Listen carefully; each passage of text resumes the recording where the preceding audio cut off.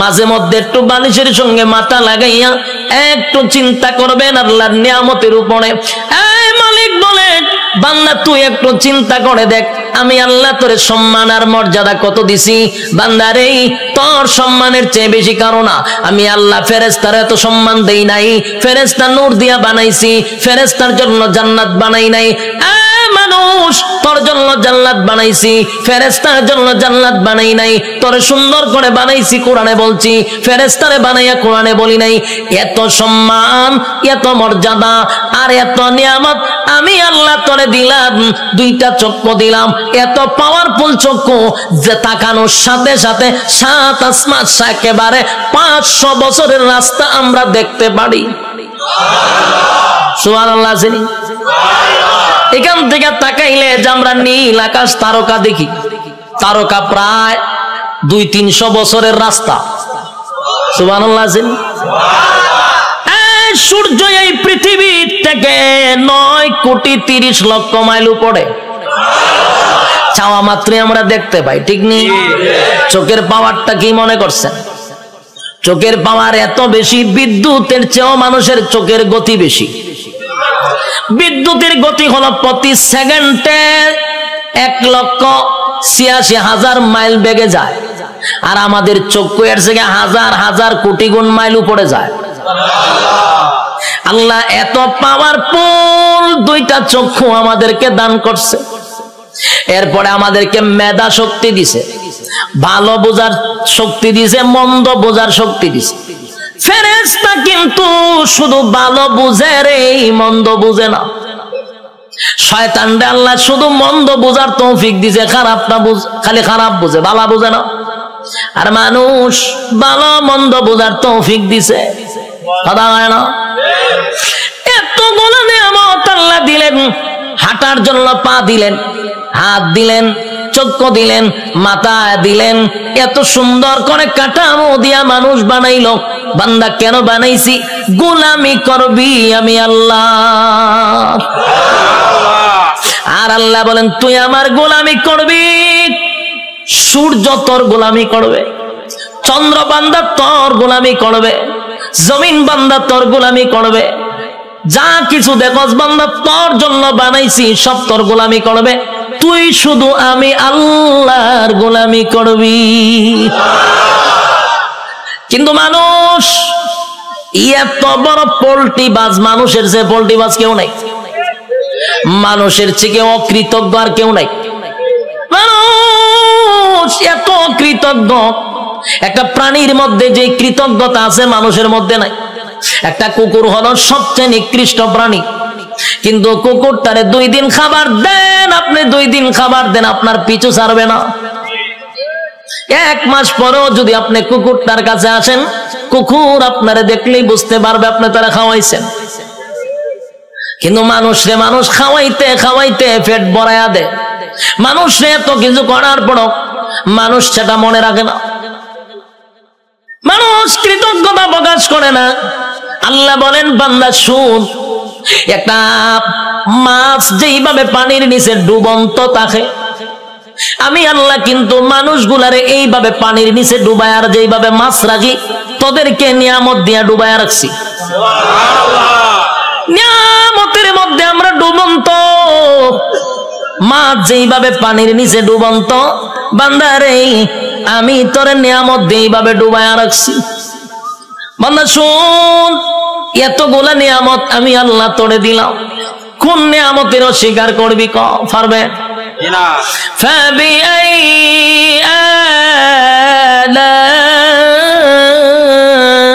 আলাই রাব্বিকুমা তুকাযিবান।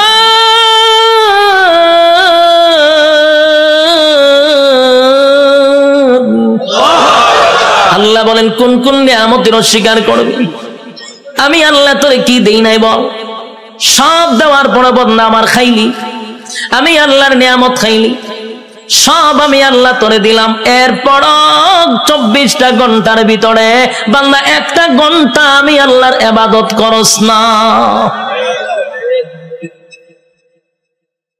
যুবক ভাই, কথাগুলি কি দিলের কান লাগায় শুনতেছেন? দিলের কান লাগাইয়া কথাগুলি শুনেন। 24টা ঘন্টা আল্লাহ সময় দিছে। কত ঘন্টা? রাইতে দিনে 24 ঘন্টা। দিলের মধ্যে একটু প্রশ্ন করেন তো দেখি, 24টা ঘন্টার ভিতরে আল্লাহ তো দিল আমরা 24 ঘন্টা। যুবক, নিজেরে নিজে প্রশ্ন করো, 24টা ঘন্টার ভিতরে আমার মালিক রে তুমি কয় ঘন্টা দিছ? একজনের কথা হয় না, 1 ঘন্টাও মালিক রে দেয় না। আল্লাহ কয় তুই ভাবছ আমি তোরে ছাইরা দিব? আমার নাম রহমান, দয়া মায়া বেশি। আল্লাহর দয়া মায়া বেশি। আমরা খালি ওয়াজ শুনছি আল্লাহর দয়া মায়া বেশি। রহমান নামের গুণ হলো আল্লাহর দয়া মায়া বেশি। আল্লাহ যত বড়, আল্লাহর মায়া দয়া তত বড়। শুধু ওয়াজটা শুনছি, কিন্তু এরপরে ওয়াজ শুনছেন। আল্লাহ বলেন আমি যত বড়, আমার আযাব আর গজব কিন্তু বান্দা অত বড়। আমি সবাইরে ছাড় দেই, কিন্তু ছাইরা দেই না। ফেরাউনরে আমি ছাড় দিছি, ফেরাউন্নারে আমি ক্ষমতা দিছি। ক্ষমতা দেওয়ার পরে নিজেরে নিজে খোদা দাবি করছে। ফেরাউন খোদা দাবি করছে, আল্লাহ তারে এরপর ছাড় দিছে। কিন্তু যখন বেয়াদবি করছে পয়গম্বরের সঙ্গে, আল্লাহ কয় আর তোরে ছাড় দেওয়া যায় না। ফানিতে সুবাইয়া সুবাইয়া ফেরাউন্নারে মারছে। ছাইরা দিছিনি? নমরুদ নিজেরে খোদা দাবি করছে, আল্লাহ ছাড় দিছে। নমরুদ একবার তীর মারছে আকাশের দিকে, কেড়ে মারছ কাল্লা মাইরালাম। আল্লাহ কয় ফেরেশতা রে তীরের মধ্যে একটু রক্ত লাগায়া দে। রক্ত লাগায়া দিছে। রক্ত যখন তীর যখন ফিরে আসছে, তীরের মধ্যে ছায়া কয় আল্লাহ মাইরা লাইছি। নাউজুবিল্লাহ। এর সাথী সঙ্গীরা ডিজে গানের আয়োজন কর, কে রে নাচু, কে রে আল্লাহ মাইরা লাইছি। নাউজুবিল্লাহ। আল্লাহ এর পরে ছাড় দিছে। কিন্তু যখন ইব্রাহিম খলিলুল্লাহর সঙ্গে বেয়াদবি করলো, আল্লাহ কয় এখন ধরা দরকার। হে আমার লগে যুদ্ধ করব, তীর মারে। আমি আল্লাহ তোর সঙ্গে যুদ্ধ করতে তীরের প্রয়োজন নাই রে। মশার মধ্যে একটা প্রতিবন্ধী মশা, বালা কোনো মশা নেই। কিতাব লেখছে বালা কোনো মশা না, একবারে প্রতিবন্ধী ভাও একটা নাই। আল্লাহ কয় কইরে আসত নি? ফাঁসি। তোর ভাও আসেনি? ফাল্লা আমার ভাও নাই। তো যা নমরুদের না খাতে গিয়া ঢুক। ল্যাংরা মশা না খেতে গিয়া ঢুকছে। ঢুকিয়া একেবারে ডাইরেক্ট মগজও চলে গেছে। মগজ বইয়া এরপরে ইনসুলিন দেয়, সুই ঢুকায় আর সুই বাইর করে। যেই সুই ঢুকায় যে মগজ, একটা লাফে 3 হাত উঠছে নমরুদ। যা পার্লামেন্টে বইয়া রয়েছিল, মশায় যখন খামড় দিছে পার্লামেন্টের নাচ শুরু করছে ডিজে গানের মতো, উরুম দুরুম নাচে। সে আরো বিভিন্ন মন্ত্রীরা বসা, দেশের বিভিন্ন জায়গার থেকে অনেক রাষ্ট্রপতিরা আইছে। আয়াজন দেহে দেশের বাদশাহ এইভাবে ডিজে করে পার্লামেন্টে বসে। এটা কি পাগল নেই? ও পাগল তো আসি না। হঠাৎ করে নাচে কা? ও নাচতে নাচতে মশাও তো কম খারাপ না, কারণ টেং টুং যেদিন না থাকে এরা মারাত্মক খারাপ থাকে। এই মশা কিন্তু মারাত্মক খারাপ, হেদের সুই ডুগা যে বাইর করে না। আর এইদিকে নমরুদ্দা ডিজে গানের মতো নাচতেছে, কোনোভাবেই ব্যথা কমে না। নাচে মানে ঘটনা কিটা যা পায় তা দিয়ে মাথার তা পায়, কোনোভাবেই ব্যথা কমতেছে না। হঠাৎ আসেন জুতা একটা গাছ, এটা জুতাটা মারছে মাথার বাড়ি। সেই জুতাটা মাথার বাড়ি মারছে, জিব্রাইলে আবার যোগাযোগ রাখতেছে মশার সাথে।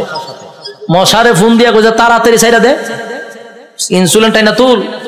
যখন হের সুই টান্দা তুলছে, ব্যথা ছাড়ছে। এখন নমরুদে জুতার পাইছে, সব বনা কি একটা জিনিস বারে দিলাম, মাথার ব্যথা দিল ছাইরা। জুতার মধ্যে কোন ওষুধ আছে না? আসলে কি জুতার কোন ওষুধ আছে? এটা আল্লাহ বেজ্জতি করার একটা সিস্টেম। জুতাটা বাড়িছে, ব্যথা কমে গেছে, তার মানে জুতা আল্লাহ ব্যথা কমাইতেছে। এখন এই জুতা রেখে দিছে দাঁড়ে, রেখে টেনশনে পড়ে আছে, কি ব্যথা উঠলো, জুতাটা বাড়ি দিলে ছেড়ে দিল। আবার কথা বলতেছে বিভিন্ন দেশের মন্ত্রী এমপির সঙ্গে, আবার মশায় সুই একটা ঢুকাই দিছে, টাস করে জুতাটা বাড়ি মারছে, ছেড়ে দিছে। আল্লাহ মশারে হলো করে এটা তোর ডিউটি, কাজ চালায়া যা। কতক্ষণ পরে পরে ঢুকাইবি, জুতাটা বাড়ি দিলে ছেড়ে দিবি। মশা কতক্ষণ পরে ঢুকায়, জুতাটা বাড়ি দেবার পাই গেলা, আবার ঢুকায়, জুতাটা বাড়ি দেবাই গেলা। এই হইল জুতার বাড়ি শুরু। তখন নমরুদ্দা একা একা জুতাটা কত বাইরিত, হাতে ব্যথা ধরে লায়। তাই একজন লোক রাখছে, ধরে মাসে এত টাকা বেতন দিমু, হেজিকে চাকরি কি দেখো জুতা দেখালে ভিডানি তাও খারে দেশের বাদশারে। তো এরকম যদি আমার নিত, আমি তো বললাম টেকা টোকা লাগতো না, আমি খালি জুতাটা ফিডাম আপনার, আমার টেকা দেওয়া লাগতো না। বাস্তব নেই? দেশের একজন বাদশা যদি হয় আমার জুতাটা ফিডাইবা, আমার কি বেতন লাগবো না? আমার মনের ভিতরে যত জিদ আসিন সব মিলামো এক একটা বাড়ির সাথে, ঠিক নেই?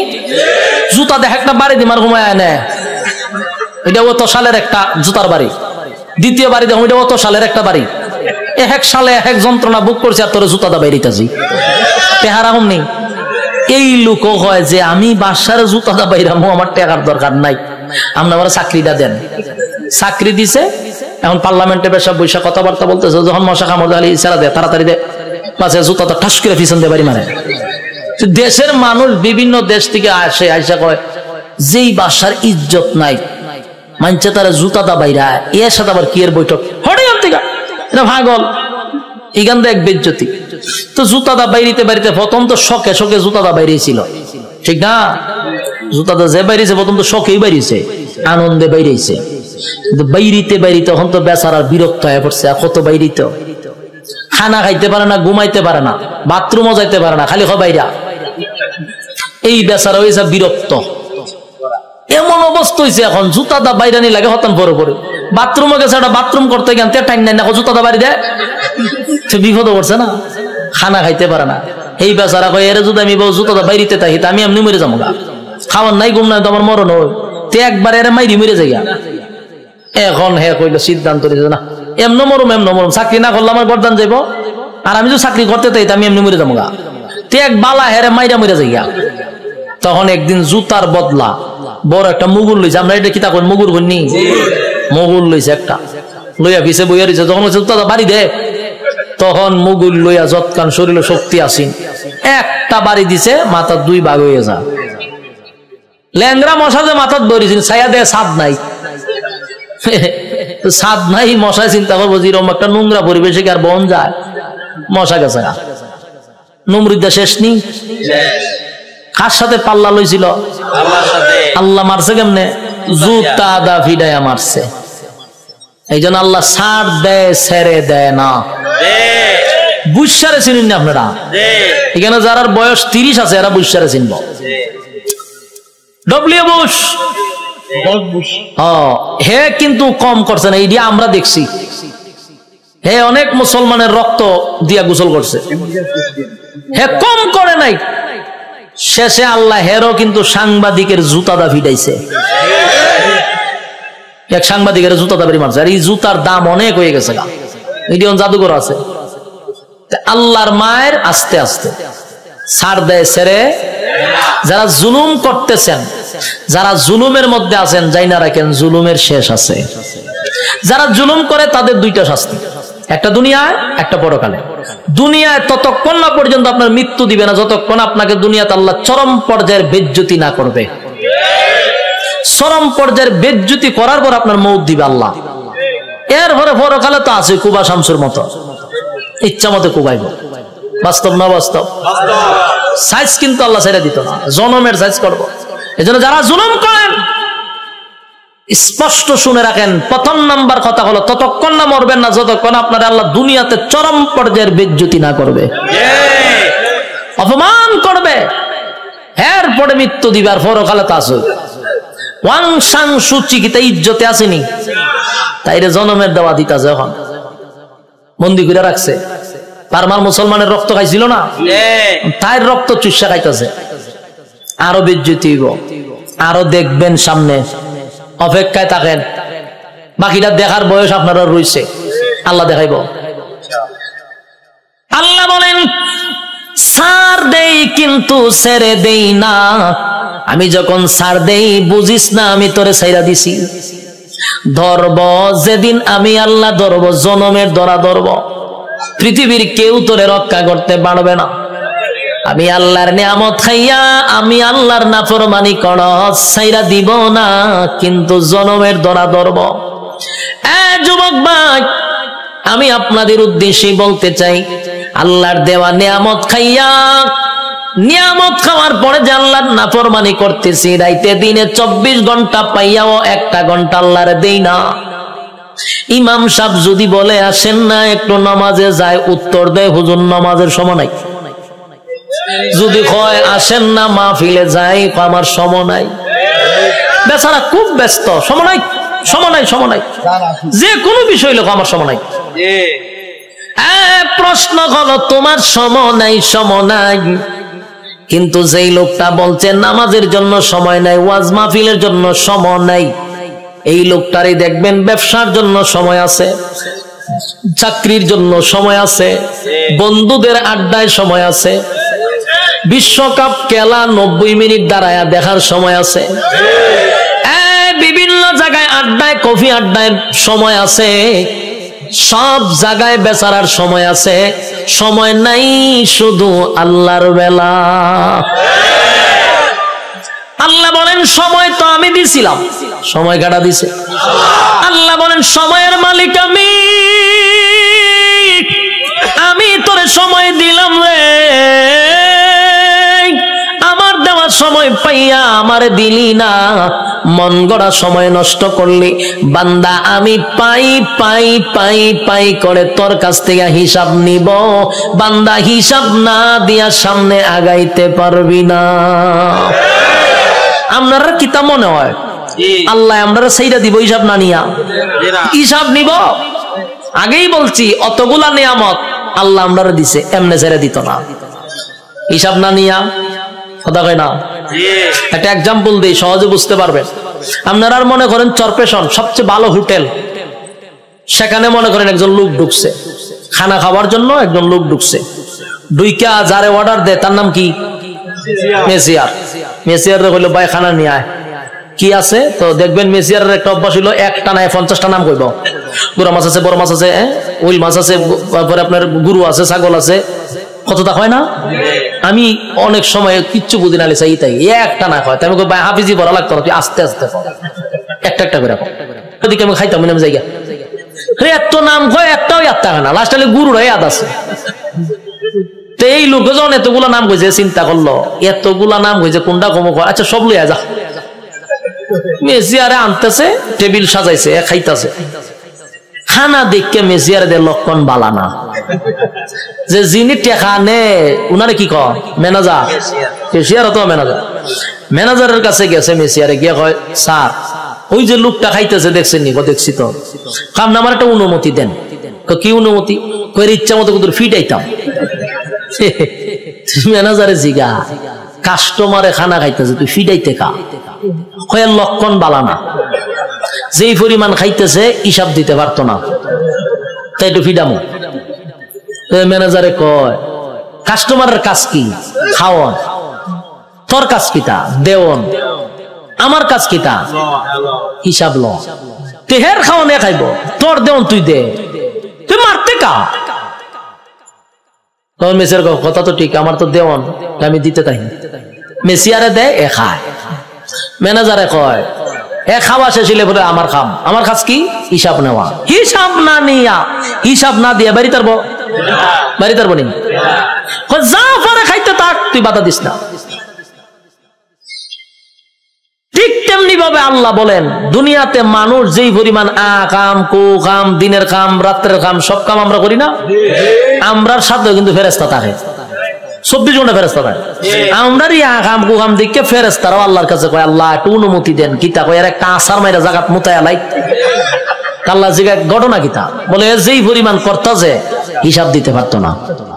তা আল্লাহও বলে তোর কাজ, এর কাজ আকাম কুকাম করন দেখুন, লিখতে রাখুন, আর এর কাম যত আকাম কুকাম করতে পারে, তোর কাজ কিন্তু ফিডন না, তোর কাজ দেখতে থাক, লিখতে থাক, যত কিছু আছে সবকিছুর হিসাব হইব আমার কাছে।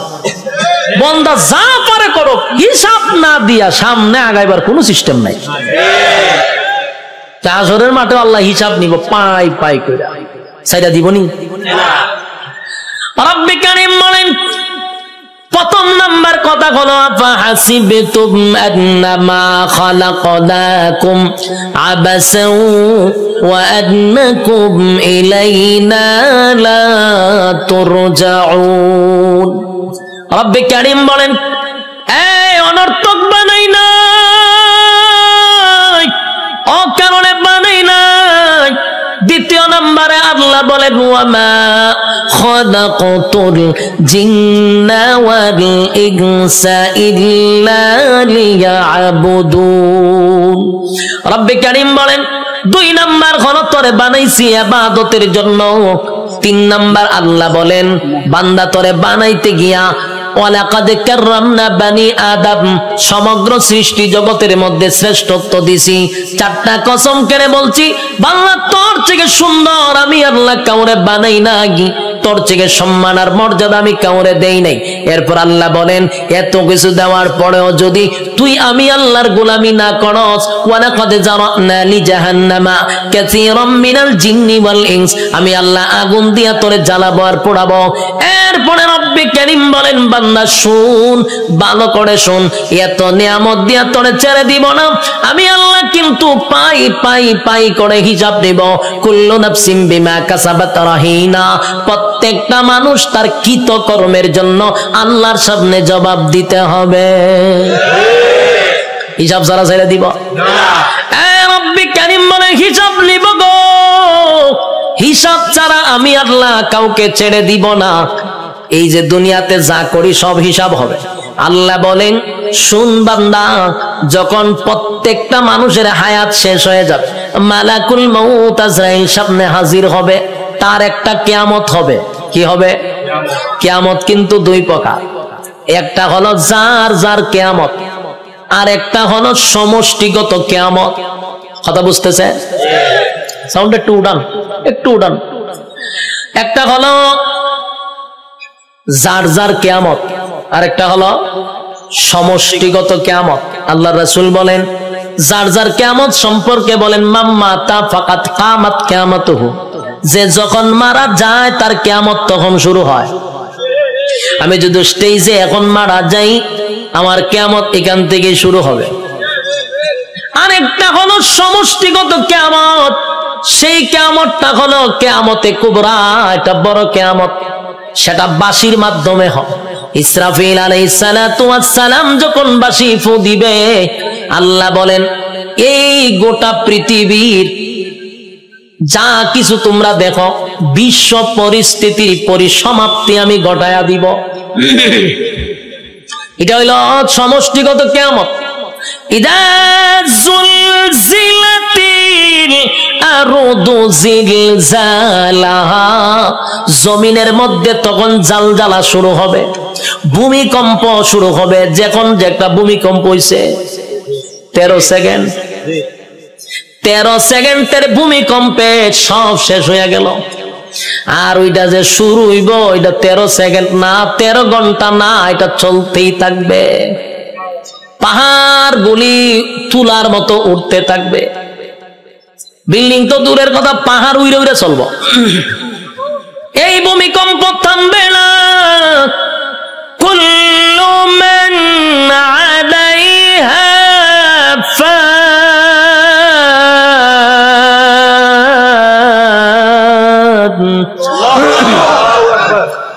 ওয়া ইয়াবকা ওয়াজহু রাব্বিকা যুল জালালি ওয়াল ইকরাম।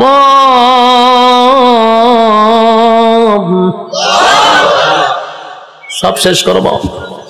এই অবারটার কইও সাউন্ড বাড়ানোর দরকার, আমি একটি রিবাব আর ইকুটা তুলে দেন না, আমি চিল্লাইলে তো ইকু রাখবো, হালকা রিবাবের ভিতরে ইকুটা দেন।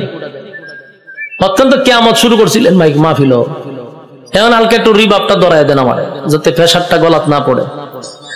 আল্লাহ বলেন কুল্লু মান আলাইহা ফান ওয়া ইয়াবকা ওয়াজহু রাব্বিকা যুল জালালি ওয়াল ইকরাম। চলবো। কুল্লু মান আলাইহা ফান, সব ধ্বংস হবে। ওয়া ইয়াবকা ওয়াজহু রাব্বিকা যুল জালালি ওয়াল ইকরাম, শুধু আল্লাহ ছাড়া সব ধ্বংস। আজরাইলও ধ্বংস, যে সিংহায় ফুক দিব সেও ধ্বংস হবে। মোট কথা কেউ থাকবে না। এটা হলো সমষ্টিগত কিয়ামত।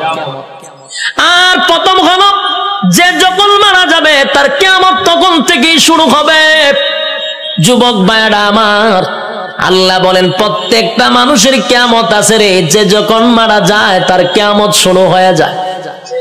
যেদিন মারা যাবেন আল্লাহ বলেন হিসাব নেওয়ার জন্য আল্লাহ পুনরায় আবার আমাদেরকে দাঁড় করাবে। আলোচনার শুরুতে একটা কথা বলছিলাম, আমরা কিন্তু এই পৃথিবীতে পরীক্ষা দিতে আসছি, ইয়াদ আছে না? পরীক্ষা দিতে আসছি, বলুন তো রেজাল্টটা কোথায় দিবে?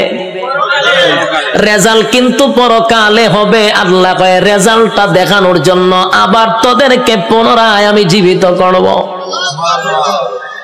আল্লাহ বলেন সিংহায় যখন ফুঁক দিব সব ধ্বংস হয়ে যাবে রে। সব ধ্বংস হওয়ার পরে সর্বপ্রথম আমি আবার জীবিত করব ইসরাফিল আলাইহিস সালাতু ওয়াস সালামকে। আবার আল্লাহ বলবেন সিংহায় ফু মার। যেই মাত্র আরেকবার ফু দিবে ওই শেষের ফুয়ে প্রত্যেকটা মানুষের বডির ভিতরে আল্লাহ আবার রূহ দিবে। কাদা মাটির থেকে আবার রূহ পাইয়া মানুষগুলি মাটি গঠন হবে, আবার পুনরায় বডি গঠন হবে। কাদা মাটির থেকে আবার আপনি ওইটা দাঁড়াবেন, যেখানে দাঁড়াবেন, যেখানে বৈশা ওয়াজ শুনতাছেন সে জায়গাটাই হবে হাসরের মাঠ। যেখানে বই আওয়াজ শুনতাছেন এটা হাসরের মাঠ হবে। এই পৃথিবীটাকেই আল্লাহ হাসরের মাঠ বানায়া দিবে। কিন্তু এখনকার পৃথিবী আর তখনকার পৃথিবী একরকম নয় রে। তখনকার পৃথিবী আর এখনকার পৃথিবীর মধ্যে উল্লেখযোগ্য একটা বেশ কম থাকবে। এখন তো কত উঁচু উঁচু বাড়ি আছে, পাহাড় আছে, সাগর আছে, নদী আছে, তখন কিছুই থাকবে না, সমতল একটা মাঠের মতো।